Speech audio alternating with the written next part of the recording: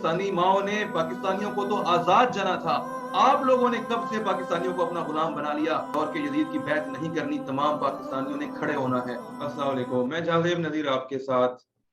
आज के दिन पाकिस्तान के अंदर बड़ा अजीब तमाशा लगा रहा। अब जब मैं वीडियो रिकॉर्ड कर रहा हूँ, इस वक्त रात का टाइम है, तो इमरान रियाज खान को एक अदालत में लेकर जाया जाता है, जज साहब सुनते रहते हैं। उसके बाद कहते हैं ये केस तो हमारी अदालत का है नहीं, तो हम तो फैसला नहीं कर सकते, हमारे इख्तियार में नहीं है, दूसरी अदालत में ले जाओ जी। दूसरी अदालत में ले जाया जाता है, सारा कुछ हो गया, ये हमारे इख्तियार में नहीं है केस, अब क्या करें। अब दोबारा वापस अटक की अदालत में ले जाओ, तो अब वो भी कह देंगे जी हमारे इख्तियार में नहीं है, या वो फैसला दे देंगे और दूसरी पुलिस आ जाएगी, वो उठा के ले जाएगी।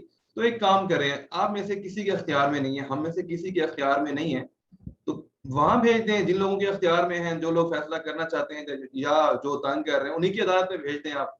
या फिर एक काम करें कि इमरान रियाज खान को पाकिस्तान की हर हर अदालत का चक्कर लगवाएं और उसके बाद उन अदालतों को ताला लगाते जाएं, ताला लगाते जाएं। गरीब आवाम का पैसा ऐसे जाया मत करें, टैक्स का पैसा है, गरीब आवाम है, पाकिस्तान बहुत गरीब मुल्क है, इसका पैसा ऐसे अदालतों के ऊपर, जजेस के ऊपर, उनके घरों के ऊपर, मराहत के ऊपर, इन चीजों के ऊपर जाया मत करें। एक ही अदालत बना लें जहां से सारे फैसले होने हैं, वहीं से आप फैसले करवा लें। जिस मुल्क में इंसाफ का ये निजाम होगा, जिस मुल्क में इंसाफ का ये निजाम होगा, जिल्लत और पस्ती उस मुल्क के मुकद्दर में लिख दी जाएगी। ये बात लिख लें मेरी।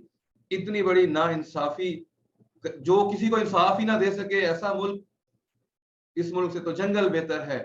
मुसलमानों का इंसाफ कैसा होता था, मुसलमानों ने अपने इंसाफ के जरिए पूरी दुनिया के ऊपर हुकूमत की है।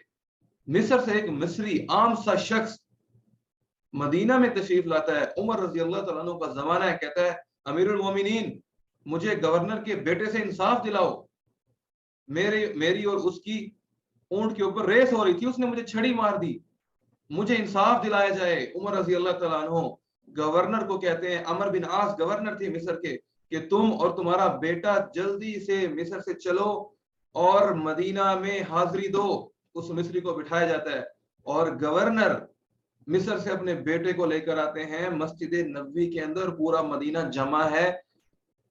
क्या फैसला सुनाया जाता है? ये इंसाफ था मुसलमानों का, जिसकी वजह से मुसलमानों ने पूरी दुनिया पर हुकूमत की है।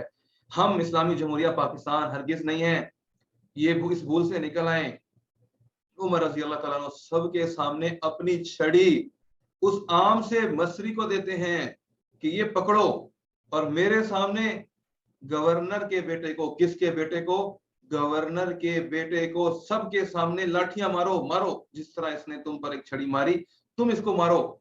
सब लोगों के सामने आम, एक आम सा शख्स वो छड़ियां मार रहा है गवर्नर के बेटे को, मार मार के जब वो थक गया, तो अमीरुल मोमिनीन, बस मुझे इंसाफ मिल गया। अगली बात सुने, अमीरुल मोमिनीन ने क्या कहा? अमीरुल मोमिनीन ने कहा कि अब ये छड़ी इस गवर्नर के सर पर मारो, इस गवर्नर के सर पर ये छड़ी मारो। उस शख्स ने कहा बस अमीरुल मोमिनीन, मुझे इंसाफ मिल गया, मैं गवर्नर के सर पर छड़ी नहीं मारूंगा। उमर रजी अल्लाह तआला अन्हु खड़े हुए जलाल में आए, कहा अमर, लोगों की माओ ने तो इन लोगों को आजाद जना था, तुमने लोगों को कब से अपना गुलाम बना लिया, तुमने लोगों को कब से अपना गुलाम बना लिया, इनकी माओ ने इनको आजाद जाना था। मैं आप सबको ये पैगाम देना चाहता हूं, पाकिस्तानी माओ ने पाकिस्तानियों को तो आजाद जाना था, आप लोगों ने कब से पाकिस्तानियों को अपना गुलाम बना लिया, आपने कब से पाकिस्तानियों को अपना गुलाम समझ लिया। पाकिस्तान की माओ ने, खुददार माओ ने आजाद बच्चे जने थे, हमें आजाद जना था, और हम आज भी आजाद हैं और अपनी आजादी वापस लेना जानते हैं, चाहे जो मर्जी हो जाए, हम नहीं झुकेंगे, गुलामी कबूल नहीं करेंगे। मुसलमान कभी किसी की गुलामी कबूल नहीं कर सकता, लेकिन अगर ये इंसाफ का निजाम ना आया तो मलिया मेट हो जाएगा सब कुछ।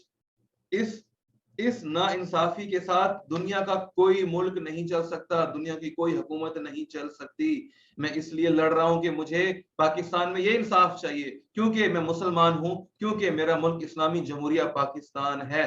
हमें पाकिस्तान में ये इंसाफ चाहिए, जो मुसलमानों का इंसाफ का निजाम था, हमें वो वापस चाहिए, हमें ऐसा इंसाफ चाहिए। मैं इस इंसाफ की जंग लड़ रहा हूं, मैं इसलिए लड़ रहा हूं। आप सब पाकिस्तानियों को लड़ना है, खड़े होना है।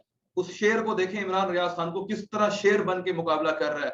हर पाकिस्तानी को इसी तरीके से शेर बनना पड़ेगा और इस मुल्क के अंदर इस इंसाफ को, इस निजाम को वापस लाना होगा जो मुसलमानों का निजाम था। और यजीद की बैत को कबूल नहीं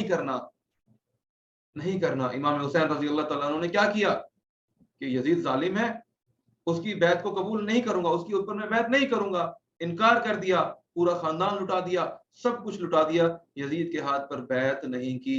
हर दौर में यजीद भी आते हैं और हुसैन भी आते हैं, यजीद की तरफ हमने नहीं जाना।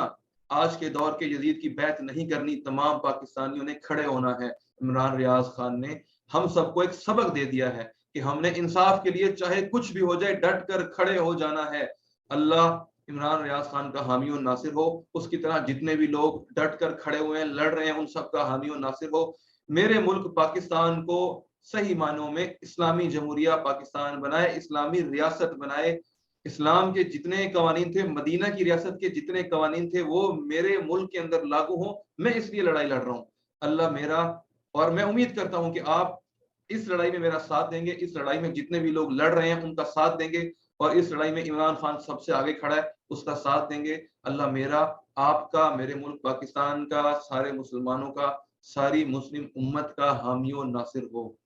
आमीन या रब्बल आलमीन।